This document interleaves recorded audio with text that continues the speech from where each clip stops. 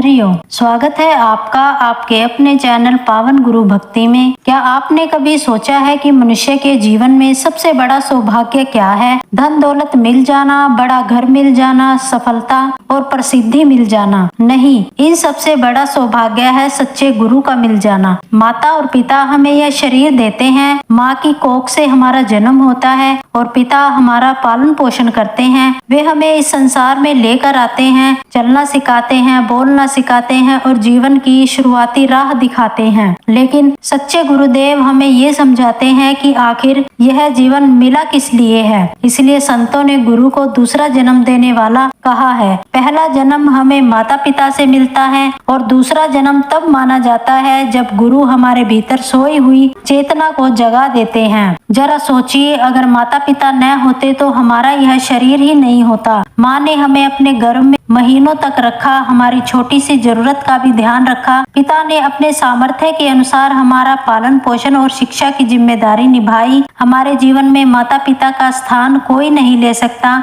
इसलिए सबसे पहले हमें अपने माता पिता के प्रति कृतज्ञ होना चाहिए। लेकिन माता पिता हमें मुख्य रूप से बाहरी संसार में जीना सिखाते हैं। वे कहते हैं, बेटा पढ़ाई करो, अच्छा काम करो, ईमानदारी से कमाओ, अपने पैरों पर खड़े हो जाओ, समाज में सम्मान से रहो। लेकिन जब मनुष्य जीवन में आगे बढ़ता है तब उसके सामने एक और प्रश्न खड़ा होता है, मैं कौन हूँ? मैं केवल यह शरीर हूँ या इस शरीर से परे भी मेरा कोई अस्तित्व है? मैं संसार में क्यों आया हूँ? जीवन का अंतिम उद्देश्य क्या है? यहीं से गुरु की आवश्यकता महसूस होती है। सच्चे गुरुदेव हमारे शरीर को जन्म नहीं देते बल्कि हमारी सोई हुई समझ को जन्म देते हैं, हमारे भीतर विवेक जगाते हैं। गुरु हमें बताते हैं कि संसार में रहते हुए भी संसार के मोह में पूरी तरह डूबना नहीं है। गुरुदेव कहते हैं, तुम केवल शरीर नहीं हो, तुम्हारे भीतर चेतना है, तुम्हारे भीतर परमात्मा की ओर जाने की अक्षमता है। जिस दिन मनुष्य को यह बात भीतर से समझ आने लगती है, उसी दिन उसके जीवन में एक नया अध्याय शुरू हो जाता है। इसी को आध्यात्मिक दृष्टि से दूसरा जन्म कहा जा सकता है।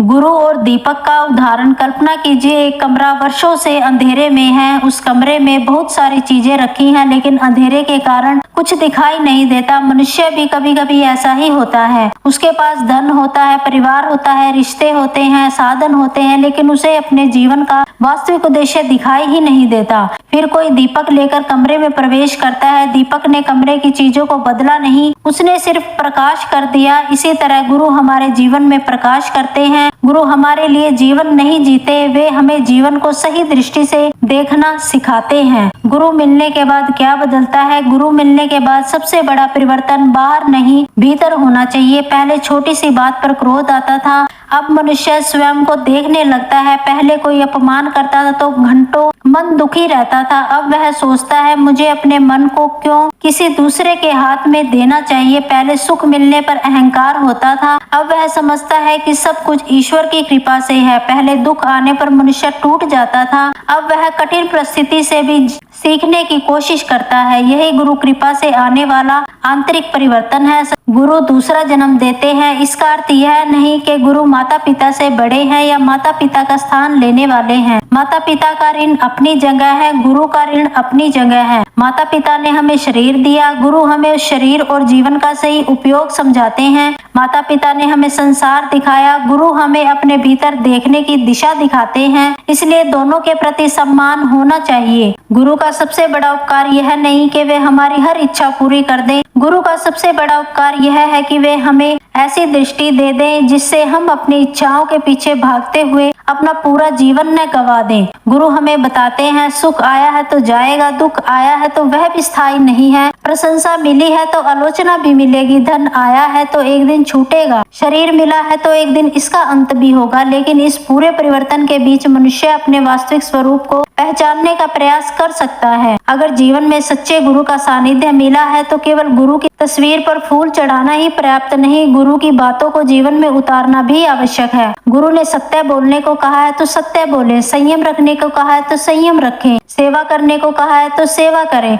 नाम स्मरण या साधना की प्रेरणा दी है तो नियमित साधना करें। किसी के प्रति द्वेष कम करने को कहा है तो मन को क्षमा की ओर ले जाएं, क्योंकि माँ हमें जन्म देती है, पिता हमें संभालते हैं, शिक्षक हमें शिक्षा देते हैं, लेकिन सच्चे गुरु हमारे जीवन को दिशा देते हैं। पहला जन्म शरीर का, दूसरा जन्म चेतना के जागरण का। पहले जन्म में हम दुनिया को देखते हैं, दूसरे जन्म में हम स्वयं को देखने की यात्रा शुरू करते हैं। पहले जन्म में हम पूछते हैं मुझे क्या मिलेगा। गुरु की कृपा से धीरे धीरे प्रश्न बदल सकता है, मैं दूसरों के लिए क्या कर सकता हूँ, और अंततः मनुष्य के भीतर यह भावना जाग सकती है, मैं अपने वास्तविक स्वरूप को कैसे पहचानूं। यही गुरु का महत्व है। इसलिए यदि आपके जीवन में माता पिता हैं तो उनका सम्मान कीजिए, और यदि जीवन में सच्चे गुरु का मार्गदर्शन मिला है तो उनकी शिक्षा को अपने जीवन में उतारिए, क्योंकि माता पिता हमें जीवन देते हैं और सच्चे गुरु हमें उस जीवन को सार्थक बनाने की राह दिखाते हैं। ईश्वर की अति कृपा है कि हमारे जीवन में ऐसे ही सदगुरु देव का मार्गदर्शन है। हमारे भीतर विवेक जगा है, मन में शांति आई है, हमारा जीवन केवल अपने लिए नहीं बल्कि दूसरों के लिए भी उपयोगी बना है। अगर आपको यह विचार अच्छा लगा है तो वीडियो को लाइक करें, शेयर करें और चैनल पावन गुरु भक्ति को सब्सक्राइब करें और कमेंट में लिखें जय श्री हरि, जय गुरुदेव।